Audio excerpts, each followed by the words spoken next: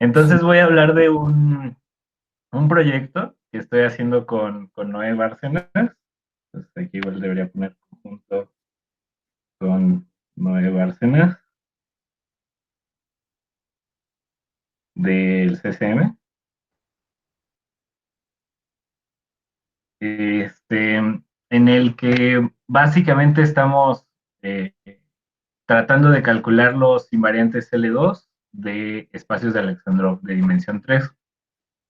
Entonces, bueno, ahí la primera cosa que quiero decir es que es un proyecto, digamos, en curso, no está terminado.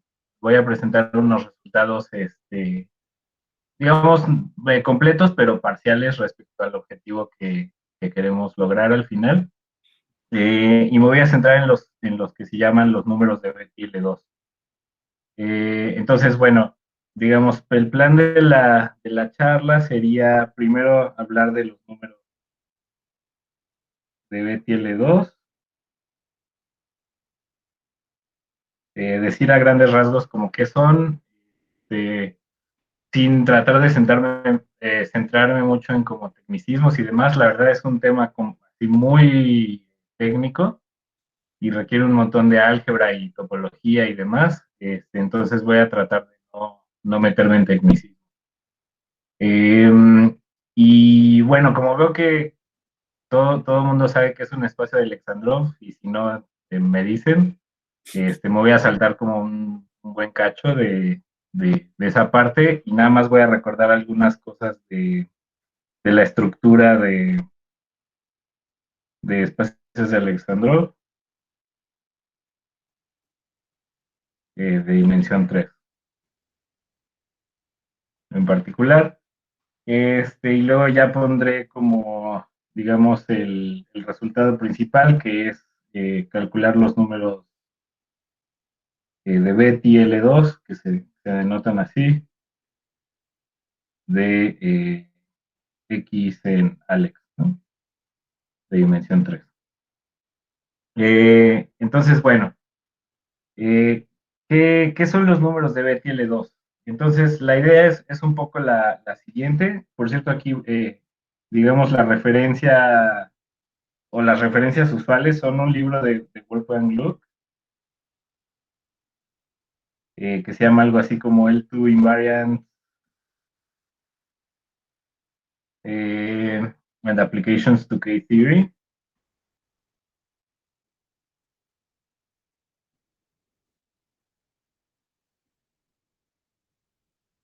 Y uno más reciente que es de Helger Kammerer, que se llama L2 Betty Numbers. No, L2 Invariant.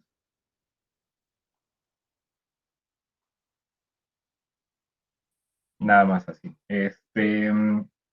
Y me voy a centrar un poquito como para explicar esta parte, me voy a centrar en por si alguien lo quiere checar. Obviamente ahí va a estar mucho más extenso y mejor explicado de lo que voy a decir aquí.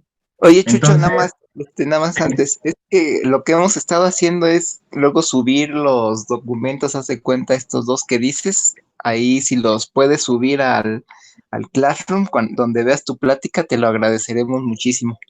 sí, claro que sí, ya, ahí lo subo. Ujú. Va. Va que va. O digamos, como se está grabando, subo el enlace a Springer donde pueden acceder legalmente al documento. Va. Bueno, entonces la idea es un poco la siguiente. Este, entonces, digamos, voy a empezar con un complejo CW conexo y finito. Con finito me refiero a un número finito, que tenga un número finito de celdas, ¿no?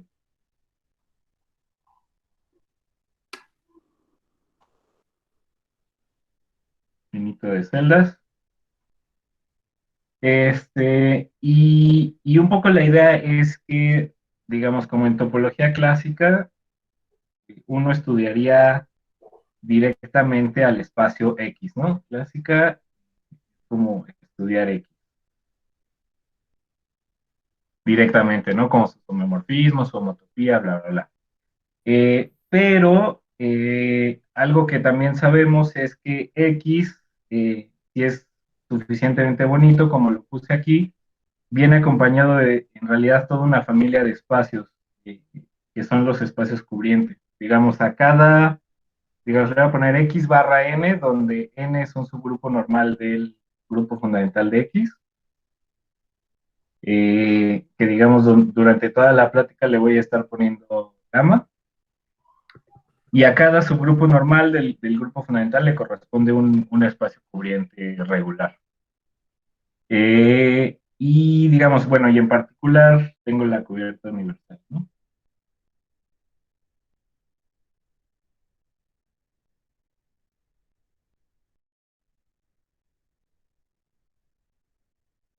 La cubierta universal. Entonces, un poco la idea como de estos invariantes es, en principio, estudiar toda esta familia de espacios de manera conjunta. Por ejemplo, para espacios de Alexandrov esto es particularmente relevante porque los puntos topológicamente singulares suelen sobrevivir el paso a la cubierta universal.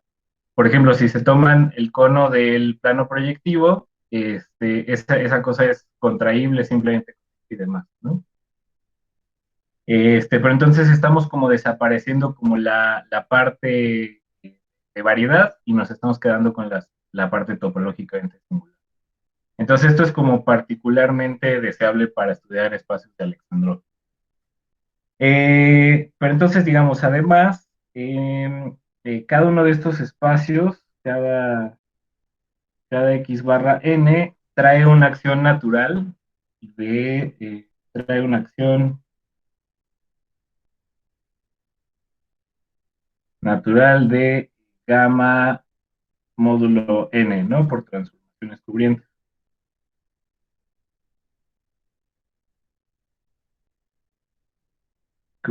Entonces, estos en realidad son espacios que vienen acompañados de acciones de grupos, digamos, en principio discretos, ¿no?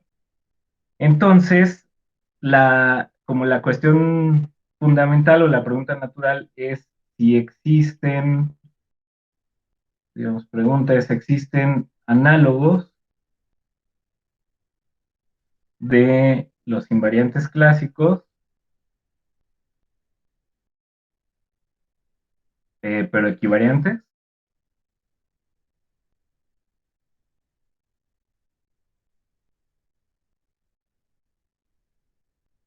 Y entonces, bueno, esta es como la pregunta que motiva el tratar de estudiar una nueva clase de invariantes. Y me voy a centrar en los números de Betti, ¿no? Entonces, digamos, los números de Betti clásicos son como el enésimo número de Betti, pues es la dimensión, digamos, sobre F de la homología de X con coeficientes en F. Aquí donde F puede ser un campo que uno quiera, ¿no? Usualmente R, C, U, etc.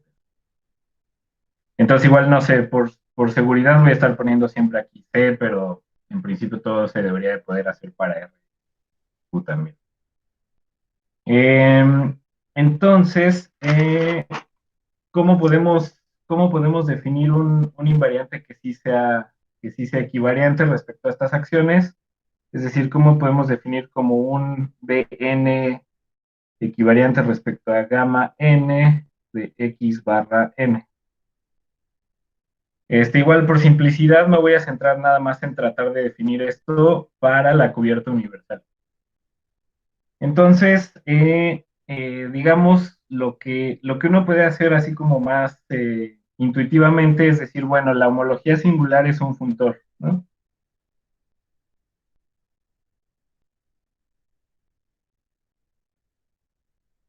Es un funtor y la cubierta universal trae una acción por homeomorfismos del grupo fundamental de X. Entonces, esto induce una acción de gamma en la homología por automorfismos, ¿no?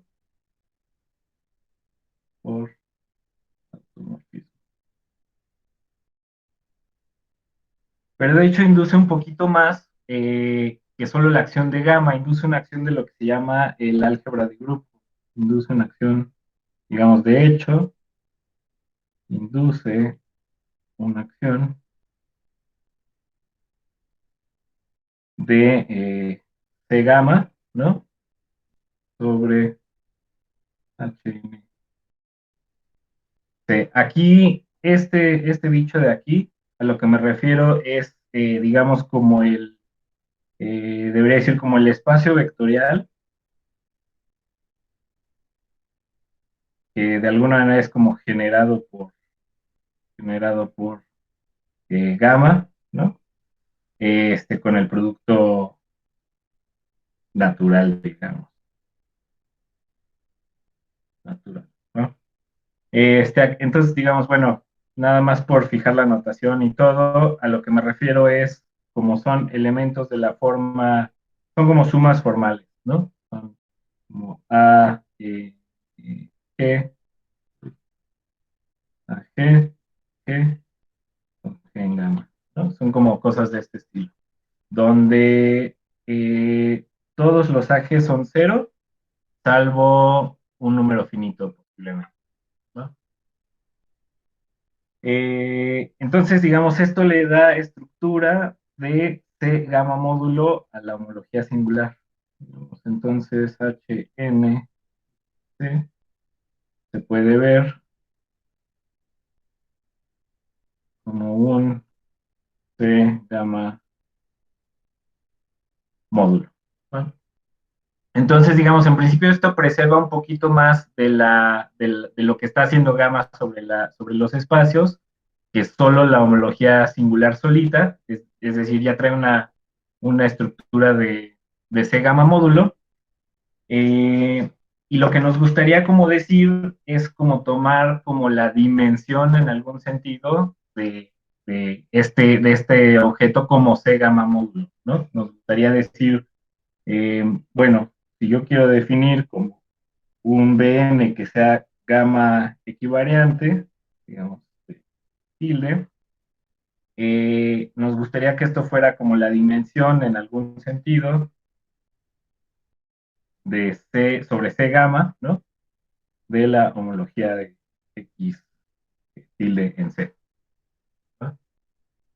Entonces aquí hay varios problemas, digamos. Si hay por ahí algún algebrista, como que inmediatamente me puede decir, bueno, no todos los módulos tienen una noción de dimensión bien definida, ¿no? Hay que tener cuidado con eso.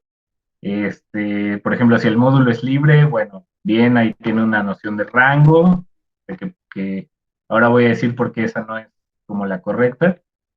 Pero si el módulo no es libre, por ejemplo, necesita uno pedir condiciones, por ejemplo, que el anillo sea neteriano o algo. Entonces, voy a tratar de aclarar como en qué sentido vamos a tomar la dimensión de este objeto, ¿no? Bueno, entonces quisiera como poner un ejemplo y, digamos, basarme en dos cosas. Una noción de dimensión buena, una noción de dimensión como decente, debería cumplir al menos dos cosas. Uno, que la dimensión, si yo tomo como una suma directa del anillo, ¿no? Entonces esto sea el número de copias que tomé, ¿no? Y dos, que si tengo un submódulo, digamos que V es submódulo de W, entonces me gustaría que la dimensión de V sea menor o igual que la dimensión de W, ¿vale?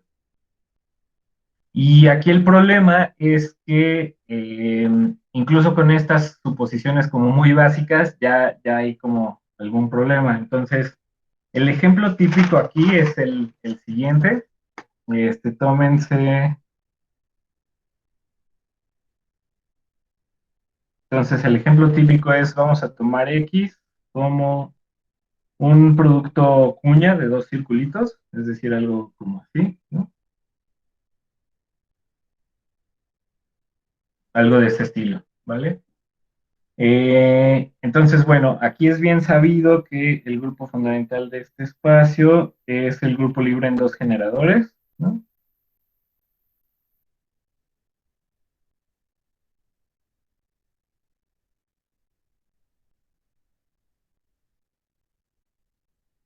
Y la cubierta universal de este espacio es lo que se llama la gráfica de Cayley, ¿no? Es, digamos, la cubierta universal.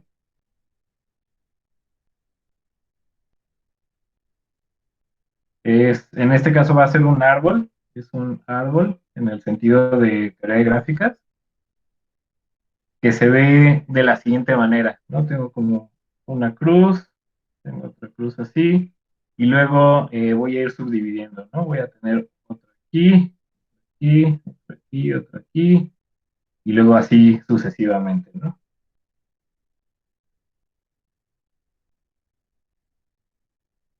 Y así para siempre, ¿no? Este, entonces, bueno, digamos, ¿cómo se ve la situación que estamos planteando en este caso? Entonces me voy a fijar en el complejo celular de este espacio de la cubierta universal, o sea, este va a ser X tilde, y me voy a fijar en el primer diferencial, o sea, me voy a fijar en, digamos, tomemos de uno que va a ir del complejo celular, de uno cadenas, digamos, X con coeficientes en C, al complejo celular, 0,0, coeficientes en C.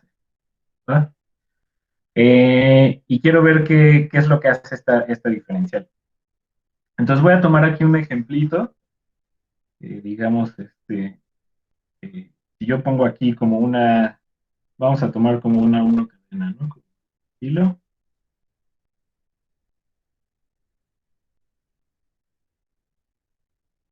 algo como de este estilo, digamos, ¿no? Entonces, bueno, qué es lo que hace la diferencial? Toma, digamos, la suma de las fronteras con coeficientes distintos con signo distinto cuando se tocan, ¿no? Entonces, la diferencial de esta una cadena, lo que sobrevive son estos dos puntitos de aquí, ¿no? En particular, esa es una cero cadena que no es trivial. Y la cosa es que esta es esencialmente la situación que siempre sucede en esta cubierta universal. Cualquier uno cadena no trivial, como el espacio es un árbol, siempre va a tener eh, frontera, digamos, ¿no? Siempre va a tener dos puntitos que forman que son los extremos y que forman una cero cadena trivial. Entonces, lo que uno puede decir es que aquí, digamos, cadenas no triviales van a dar a cero cadenas no triviales, ¿no? En particular, esta de uno es inyectiva.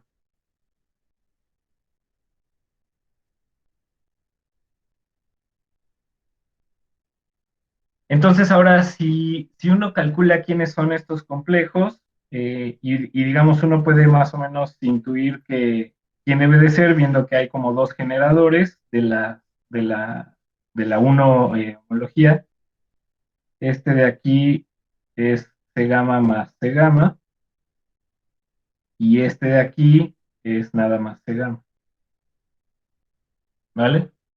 Entonces lo que tengo aquí es una inyección de C gamma módulos. Digamos, este es un morfismo inyectivo desde uno, morfismo inyectivo de C gamma módulos. Y entonces esto ya está como un poco mal porque, digamos, si me fijo en la condición 2 que yo tenía aquí, ¿no? Quería que bueno, primero, la dimensión del complejo celular de rango 1 va a ser 2, si esto de aquí es cierto, ¿no? La dimensión de este cuate tendría que ser 2. Y la dimensión de este cuate tendría que ser 1. Y si la condición 2 también quiero que sea cierta, entonces lo que estoy diciendo es que estoy encajando un submódulo de dimensión 2 en uno de dimensión 1 y eso contradice como esta segunda condición. Que de hecho, como digamos en la jerga algebrista, eh, en la cual yo no soy experto, pero bueno, ese es importante. Lo que está sucediendo aquí es que tengo un anillo de tal manera que si yo lo sumo 2 veces, se mete en él mismo, ¿no? Y esto es una caracterización de no ser neteriano, ¿no? Esto implica, o no sé si es sí solo sí, pero esto implica que R.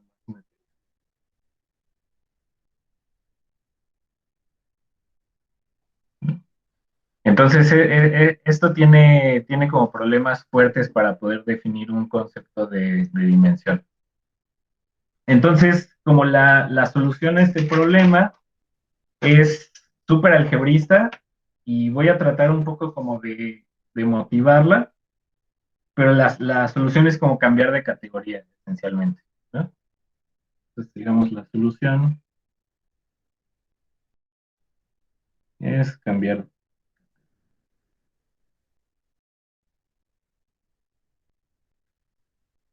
Como de cierta manera, si me regreso un poquito, quiero forzar a que esta diferencial de aquí, moviendo los complejos celulares adecuadamente, quiero forzarla a que tenga kernel, ¿vale? Para que cuando yo calcule esto, no tenga problema, ¿vale? Entonces, regresando un poquito al dibujito aquí, la idea es como muy sencilla, pero muy, bueno, a mí se me hizo muy brillante. Y es como, el problema es que estoy tomando uno cadenas que son de cierta manera finitas, ¿no? O sea, es una colección de aristas de esta gráfica, pegadas por los extremos, pero es una colección finita. Y como es una colección finita, siempre va a pasar que cuando yo calcule la diferencial van a sobrevivir los extremos. Entonces, un poco la solución intuitivamente es, pues no te tomes cadenas finitas nada más, ¿no? Tómate también cadenas infinitas, pero ponles alguna restricción para saber cuáles van a ser admisibles y cuáles no. Y entonces, digamos, como en análisis y bla, bla, bla, el paso de lo finito a infinito, usualmente uno impone alguna restricción como de integrabilidad. Y es lo que vamos a hacer aquí. Es decir, voy a ponerle ciertos pesos a estas aristas, de tal manera que esos pesos sean, en principio podría pedir uno como P sumable, por ejemplo, ¿no? Por simplicidad me voy a centrar en cuadrado sumable, ¿vale? Y entonces la idea es un poco decir como, bueno, voy a ponerle aquí como, por ejemplo, a esta lista le voy a poner un 1 y voy a caminar hacia algún lado, ¿no? Y entonces camino, por ejemplo, en esta dirección.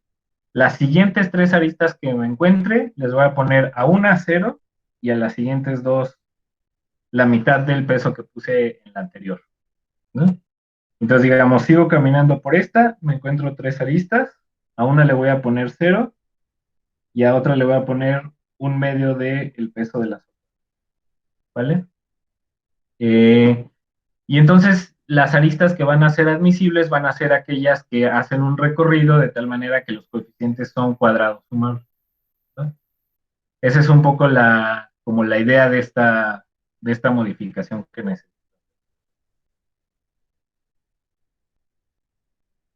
Ok, entonces ya como de manera más formal, lo que se necesita hacer es aplicar un funtor, digamos, aplicar un funtor o el funtor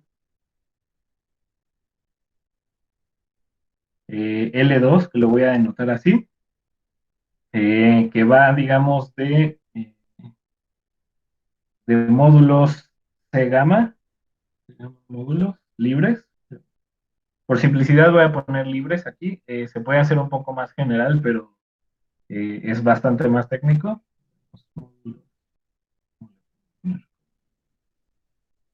mods libres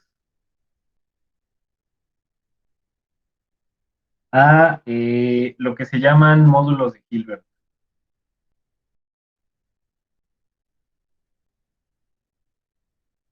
Entonces, bueno, antes de decir, digamos, que es un módulo de Hilbert, quiero decir como que hace este funtor y creo que se motiva mejor. Si tomo un módulo C-gamma libre aquí, este lo va a mandar a L2 gamma, ahora digo que es esto, tensor sobre C-gamma, V. Entonces, quién es este cuate? Este cuate va a ser, digamos, de hecho se puede ver como subconjunto de C-gamma, ¿no? Va a ser todas las sumas formales de este estilo, que en gamma, tales que la suma de los coeficientes, de la norma de los coeficientes, es cuadrado sumable, ¿va? Y esto de aquí tiene sentido porque estos son números complejos, ¿no? Y entonces de aquí viene un poco la palabra Hilbert, porque este espacio trae un producto interno natural que está inducido por esto de aquí, ¿no? O sea, el producto interno natural sería algo así como, si tomo dos de estos, entonces eh, esto es como la suma de AG por BG conjugado. Una cosa. A lo mejor me equivoco en un signo o algo así. Esencialmente es eso, ¿no? Y luego este de aquí, si es libre, entonces lo puedo encajar eh, con una suma de estas, ¿no? Eh, K, y tomarme una base y bla, bla, bla, y este de aquí ya trae un producto interno también natural, ¿no? Y aparte, este de aquí trae una acción canónica de C gamma, ¿no? Que es nada más mover por los elementos de gamma, ¿no? Multiplicar aquí y multiplicar aquí, ¿no? Entonces trae una acción, debería decir derecha, ¿no? De C gamma, y este trae una acción izquierda de C gamma por ser C gamma módulo. Entonces aquí este producto tensorial tiene sentido, ¿va? Y trae un producto interno natural, entonces es un espacio de Hilbert, que es además un C gamma módulo, ¿va? Entonces este objeto es como el que realiza un poco la idea que les decía de ponerle pesos a las aristas, ¿va? Entonces, para decir un poquito como la definición como bien de los módulos Hilbert, digamos que es un módulo Hilbert.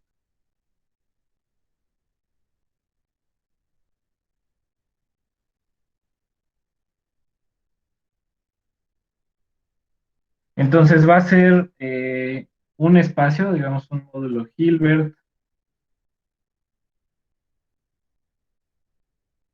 es un espacio de Hilbert,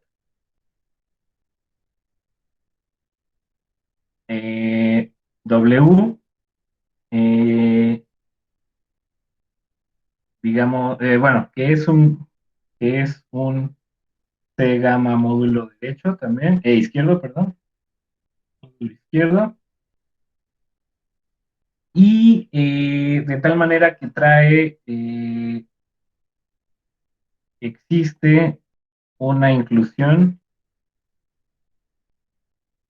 gamma equivariante y de W en un producto de este estilo para alguna K, ¿verdad? Que es como lo que necesitábamos aquí arriba para eh, darle sentido como a este punto, ¿verdad? Entonces, lo que yo digo es que esta es como la idea que funciona, y al menos como en el ejemplo anterior, esto es como lo que sí funciona, por lo que decíamos, ¿no? Si me tomo ahora, por ejemplo, el complejo celular 1 y le aplico este funtor L2, me fijo igual en la diferencial L2, esta ya no va a ser inyectiva, ¿no? No es inyectiva, porque, por ejemplo, una de estas trayectorias que sean cuadrados sumables, ¿no? Una de estas trayectorias infinitas, ¿no? esa va a estar en el núcleo de la diferencial L2, ¿no?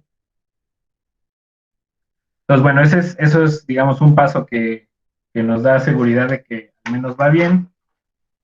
Y ya de manera formal, ¿cómo asocio una dimensión a este concepto, digamos, ¿no? Entonces, para definir una dimensión,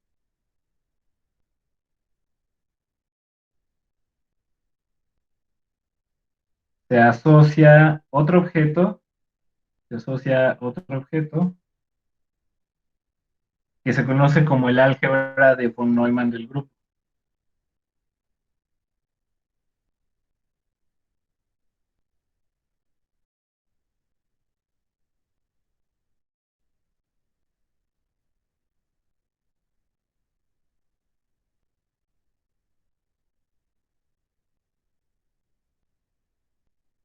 Del grupo y es la siguiente, digamos, n gamma se define como el espacio de operadores acotados de L2 gamma, que además sean gamma equivariantes, ¿vale?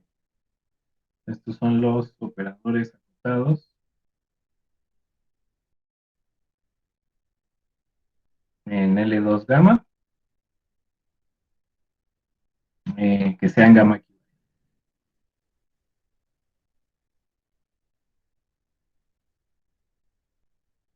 Y la razón de asociar este objeto es que entonces este objeto trae como una noción que se conoce como traza, que es o traza de von Neumann, ¿no? Si yo tomo cualquiera de estos operadores, esto se define como A, se lo aplico al operador que viene de tomar el neutro del grupo, ¿no? En L2 gamma, y le hago producto interno con el operador unitario, ¿no? El operador neutro, ¿no? Este, entonces, bueno, esta es como la noción correcta, digamos, ya la definición sería la siguiente. La dimensión de von Neumann de algún módulo Hilbert, W, ¿no? Se va a definir como la traza de von Neumann de, y ahora me acuerdo que mi módulo Hilbert se podía encajar en una suma directa de L2 gamas, ¿no? Y entonces me puedo fijar en el operador que es la proyección ortogonal a la inclusión de W, debería decir aquí, de W, ¿vale? Este de aquí, y esto creo que dilucida muy bien por qué toma uno esta definición, este de aquí es un operador acotado que es gamma equivariante, ¿no? Entonces, bueno, resulta que esta es como la definición correcta de dimensión que necesitaba. Y entonces, bueno, esto me permite definir ya los números de Betti. Quizás nada más aquí como comentario, esto es independiente de la inclusión que uno tome, ¿no?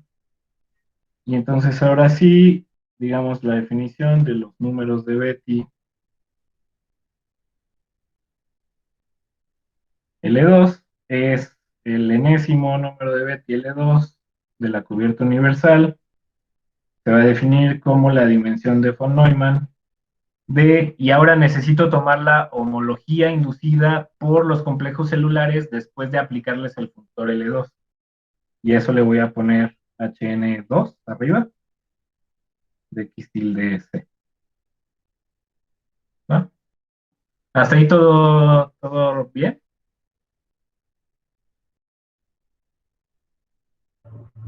Sí,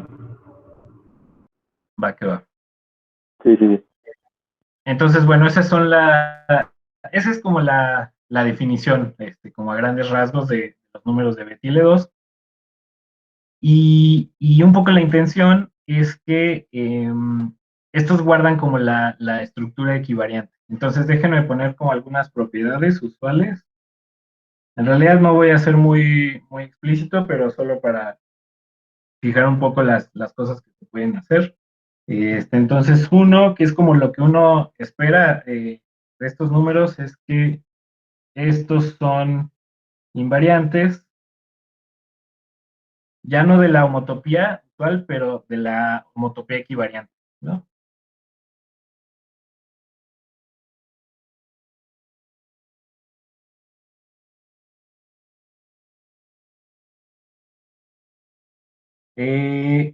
Luego hay una formulita con la que se puede recuperar la característica de Euler, que de hecho es la usual. En realidad no la voy a ocupar, pero está bonita, ¿no? O sea, si tengo la suma alternada de estos números de Betti L2, esto recupera la característica de Euler del espacio original, no de la cubierta universal.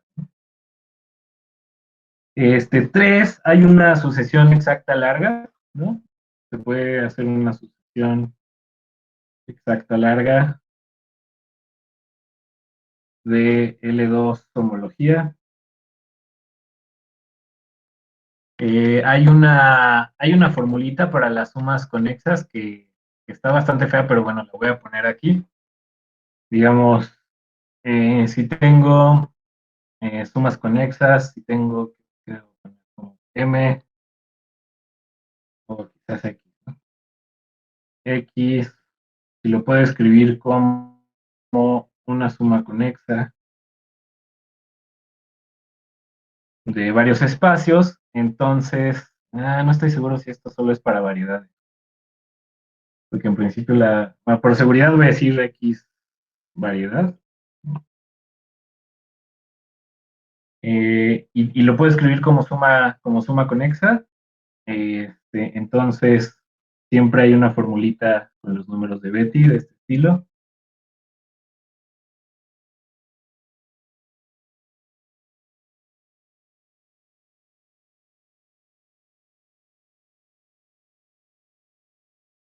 Hasta R, J menos, ¿no? Es decir, de cierta manera se pueden escribir los números de Betti de el espacio original en términos de los sumandos conexos, ¿no? Y bueno, debería decir que de hecho esto es para 2 menor o igual que, aquí necesito J, ¿cómo debería de ser? Digamos, P menor o igual que M menos 2, donde P es este índice, y para B, P distinto, esto es nada más la suma.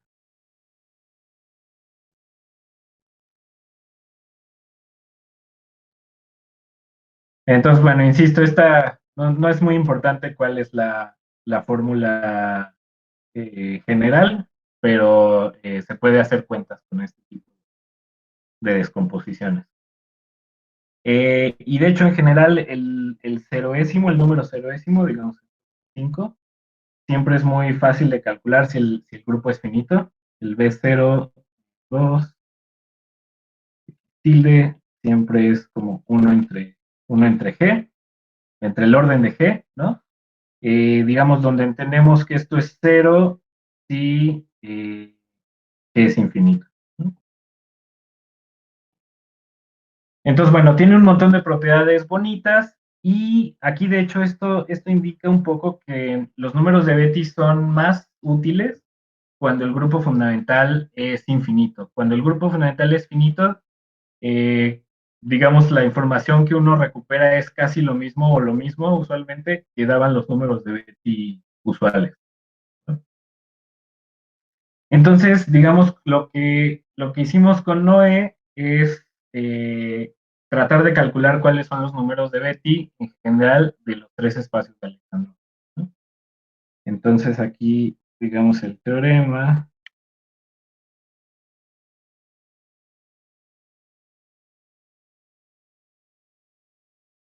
es el siguiente. Entonces tomo X, un 3 espacio de Alexandrov, cerrado. Aquí cerrado quiere decir compacto y sin frontera.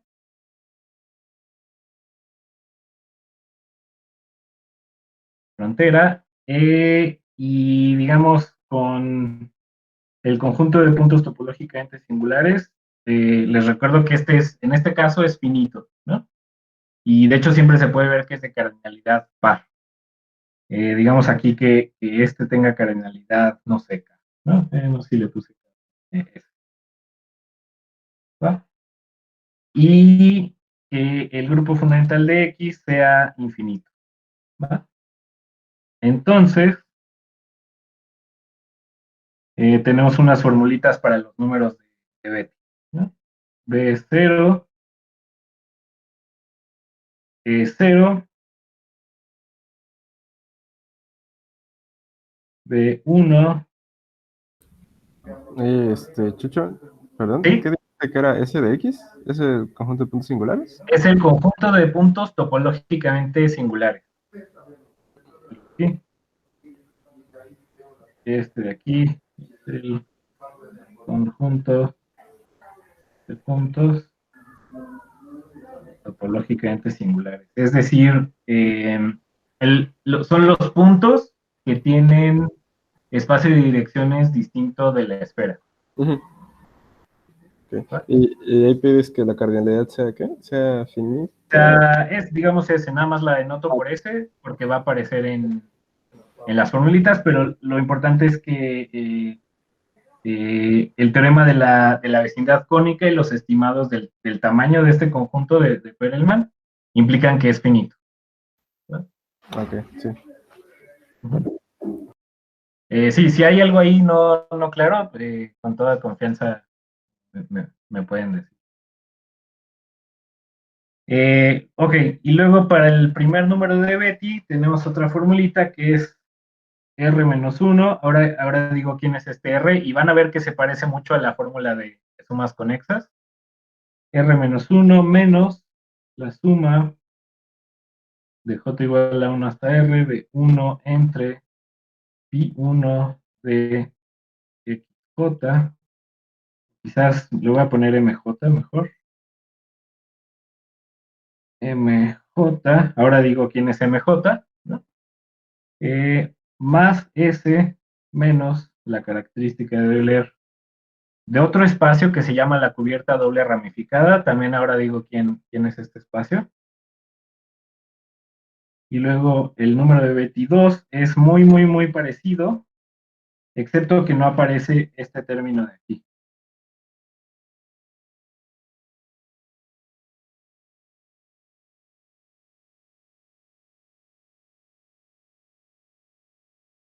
Más S. Y finalmente el tercer número de Betti es 0. ¿Vale? Ahora, ¿quiénes son estas MJs y esta R que aparece en la fórmula? Digamos, ¿dónde? Y entonces aquí tengo que tomar el concepto de cubierta doble ramificada. Déjenme posponerlo tantito, digamos, donde XRAM. Y aquí lo que sí les puedo decir es que la cubierta doble ramificada siempre es una tres variedad no orientable, ¿verdad? Donde XRAM tiene descomposición en sumas conexas, M1, M2, etcétera, hasta MR, ¿va? Es este R el que aparece aquí. Entonces, un poco lo que hago es lo siguiente, para decirles un poquito quién es este XRAM, por si no se acuerdan, un 3 espacio de Alexandrov, ¿no? Siempre se puede ver como una tres variedad, digamos, en principio no orientable si quiero que tenga puntos singulares, y puede ser no orientable u orientable si no tiene puntos topológicamente singulares, que tiene algunas fronteras homomorfas a RP2 y a las que les estoy pegando conos de RP2, ¿va? Y un número finito de eso. Los vértices de estos conos son los puntos topológicos, ¿no?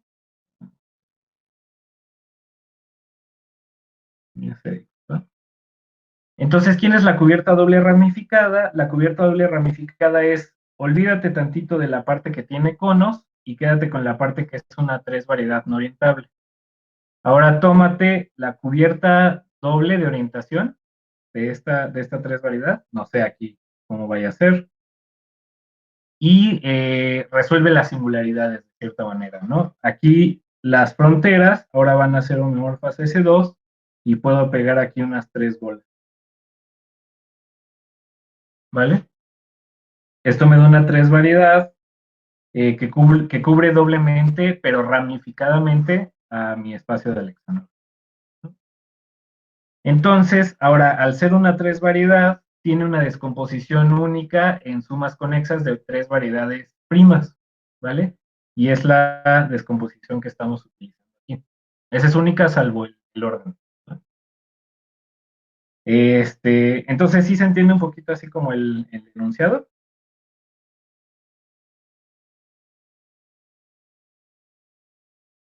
Sí. ¿Sí? Exacto. Sí, sí, sí. Ok, Muy entonces, interesante eso, ¿no? Tiene de todo. sí, sí.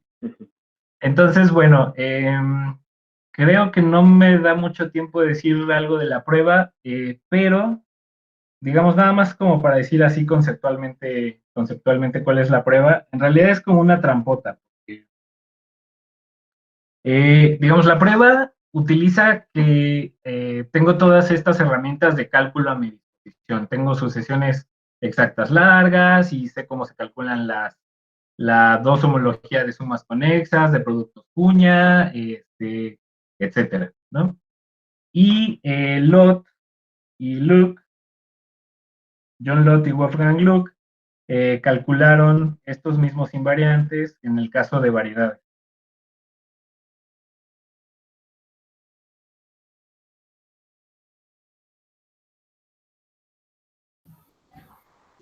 Es el mismo, De hecho, con frontera. es el mismo lot que trabaja con Milani. Es el mismo Lott que trabaja con Milani. ¿Sí? Este cuate hizo todo. Entonces, la estrategia es precisamente fijarse como en este dibujito, ¿no? O sea, como decir, ok, yo quiero fijarme en los invariantes de Betty de este espacio, le quito los conos, subo la cubierta doble ramificada, la descompongo en sumas conexas, hago cuentas con esas sumas conexas, bajo esos invariantes que yo tenga y ahora trato de pegar los conos y veo qué contribuye. ¿Vale? Esa es en realidad digamos, y usar herramientas de cálculo.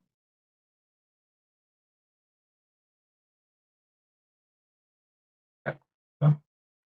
Entonces, digamos, bueno, este es como el teorema principal que tenemos hasta ahora, y de hecho probamos un poquito más.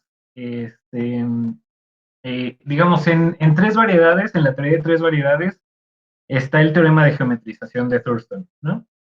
Que dice que cualquier 3 variedad, digamos, cerrada, se puede descomponer como una unión de piezas que son geométricas. Cada una de esas piezas está modelada o es un cociente de una geometría de Thurston.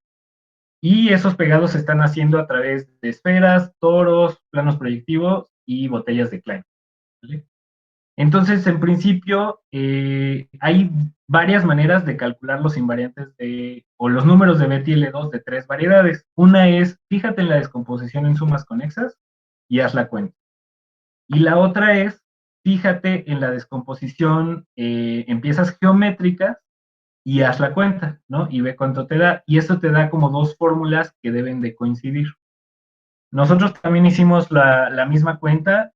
Ya no voy a poner las fórmulas porque están espantosas, pero sí voy a poner el lema que se necesita, digamos.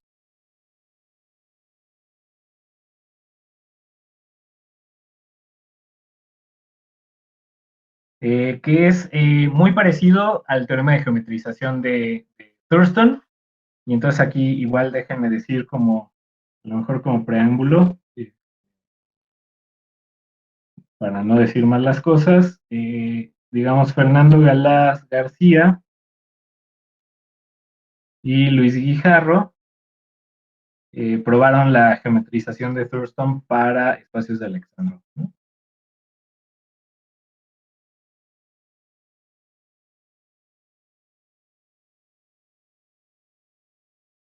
Para 3 espacios. En realidad nosotros lo necesitamos en una manera más conveniente y es la siguiente. Entonces, si tomo X, otra vez son 3 espacios,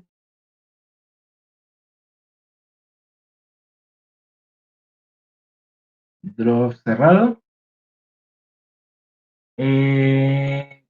Entonces, digamos, entonces X admite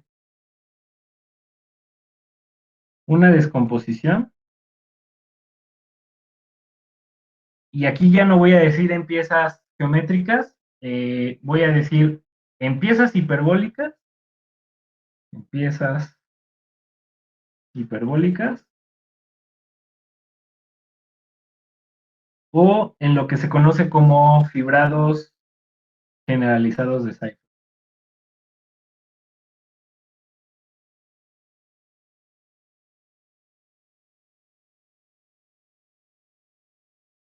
Estas piezas hiperbólicas pues, son cocientes de H3, ¿no? Nada más que la acción puede tener puntos fijos.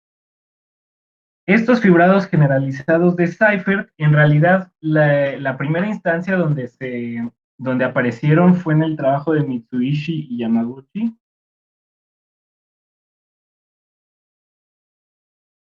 Esto es como del 2013, creo, en donde clasificación de las topologías de espacios colapsados.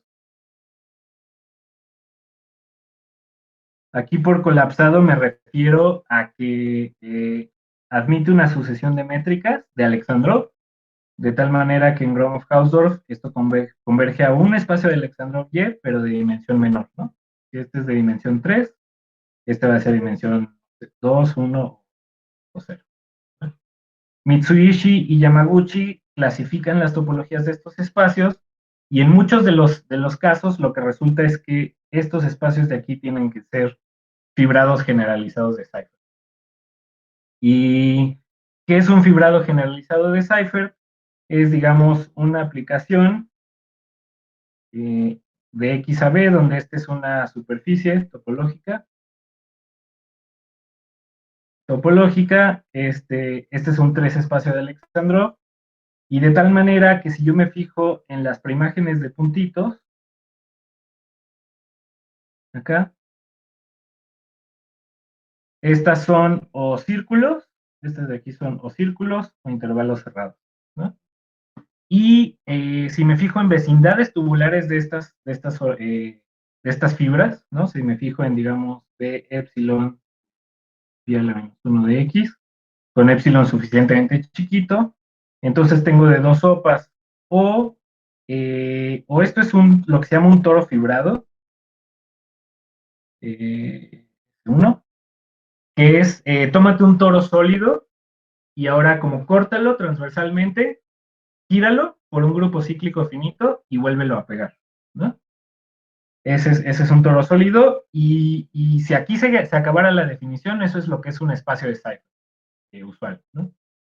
Pero aquí en espacios de Alexandrov puede ocurrir que las vecindades tubulares se vean como un espacio de Alexandrov que tiene curvatura no negativa y que tiene alma un punto, ¿vale? Y resulta que estos son exactamente los espacios que nos aparecen a nosotros aquí. Entonces, bueno, una vez que que tenemos esta como descomposición a partir del teorema de geometrización de Fernando y Luis, podemos hacer la cuenta de los invariantes de Betti, de los números de Betti L2 de otra manera distinta y obtener como una serie de formulitas entre ellos, ¿no? Que restringen mucho, por ejemplo, qué espacios o qué CWs pueden ser espacios de Alexandrov. Entonces, bueno, igual ya nada más para terminar, el objetivo final que nosotros queremos alcanzar es tratar de probar una conjetura que surgió en un proyecto anterior en el que pensamos que, digamos, conjetura, lo que pensamos es que todo tres espacio de Alexandrov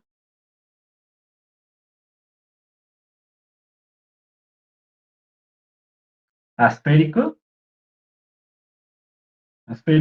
de hecho tiene que ser una 3 variable.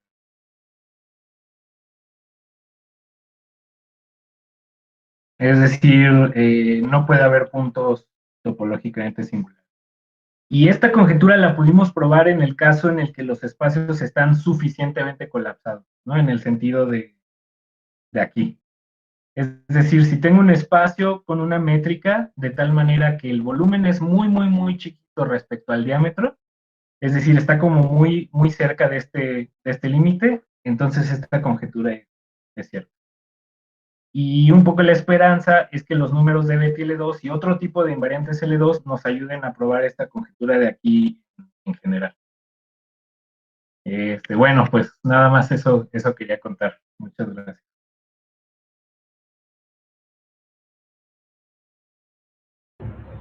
Está muy bonito, Chucho. Genial, Chucho. Muy bien, sí, sí, sí. Como dijo Lázaro hace rato, que usas todo. Sí, está bien intenso. Ya me costó mucho trabajo aprender eso de los números de Betti. Sí, ahora ya ¿Quién sabes inventó, álgebra también. quién inventó esa L2 homología? ¿A quién se le ocurrió eso? Honestamente no sé, pero quizás fue Atilla o uno de esos. Sé que de los primeros que trabajaron estos fue Atilla, y quien desarrolló el punto de vista algebraico, que es como lo que presenté aquí, es Wolfgang Luck. Pero no sé, les debo el dato de quién la inventó. Va. Por cierto, algo que sí les puedo decir es que hay una plática, hubo un seminario que se llamó algo así como, de hecho por aquí lo voy a poner, a ver, International Young Seminar on Bounded Cohomology and Simplicial Volume. Les puedo mandar el link igual en los materiales. Mucho de lo que dije al principio es parte de, o lo tomé de una plática que dio el autor del libro que les dije, que Mayer, K. Meyer, más bien. Que a lo mejor Carlita lo conoce, no sé, porque es del Karlsruhe. Y es una plática muy, muy, muy buena. Se las recomiendo, también se las manda. Sí, sí lo conozco.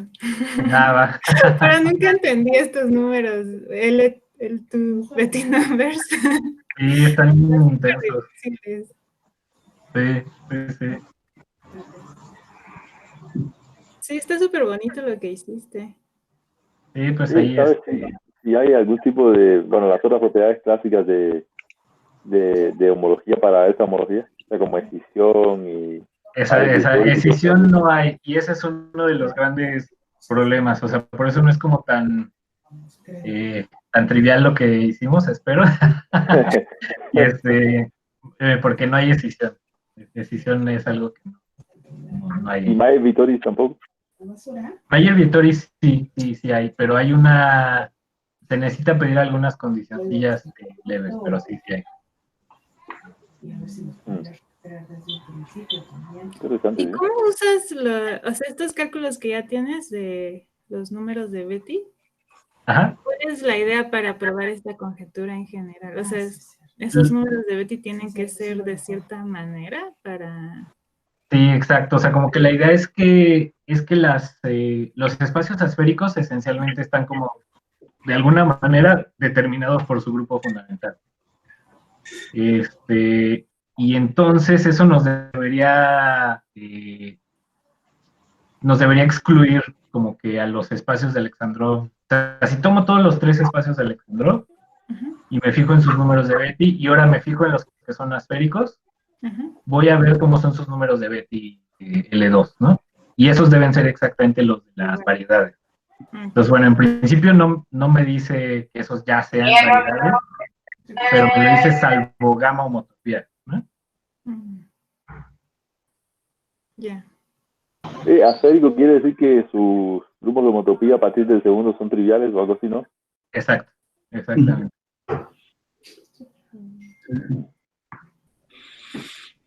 ¿Y te da cosa meter ese millón que dijeron? Sí, ¿Y por qué no los números de Betty normales?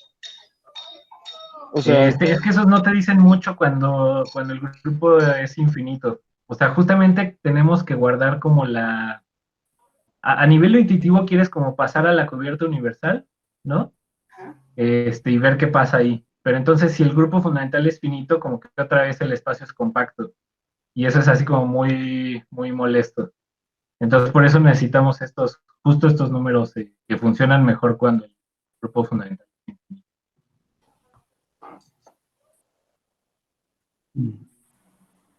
Vale, vale.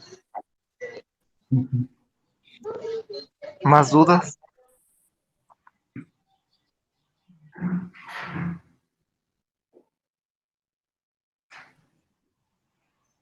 Si no, pues le agradecemos a Chucho por esta plática tan bonita que nos llevó por muchas áreas de las matemáticas al mismo tiempo.